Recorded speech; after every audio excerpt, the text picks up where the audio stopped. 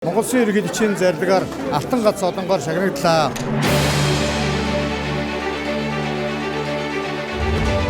Дарханд байдаг гадаад байдаг эдийн шүлтгээд хүрээлэн байна. Төрийн саяхалт одоо яг энэ цаг мөчид Монгол Улсын ерөнхийлөгчөөс үрдэж байна. За энэ үедээ яг давхцаад урмал хамгаалалт эдийн шүлтгээний хүрээлэн байна. Одоо Монгол Улсын ерөнхийлөгчийн зарлагаар Алтан гац одонгоор шагнаглаа. Урмал хамгаалалт эдийн шүлтгээний хүрээлэн байна. 66 жилийн түүхтэй. Энэ 66 жилийн хугацаанд эрдэмтэн, судлаач, шинэ инновац технологи маш олныг нэвтрүүлснээр сая одоо захирал нь танилцуулж байна. 66 жилийн дараа Алтан гац одоо хүрдэж байна. Мөн хэдхэн сарын өмнө одоо энэхүү сайхан объект байрах нь нээлт болсон тийм ээ.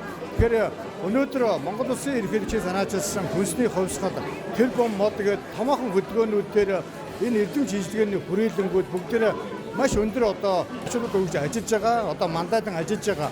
Мөн Монгол Улсын ерөнхийлөгчийн захирамжаар эрдэмтдийн зөвлөлийг хүртэл гаргасан энэ хүнсний хувьсгалыг хийхдээ шинжлэх ухаанчаар хийх томоохон зорилго тавьсан.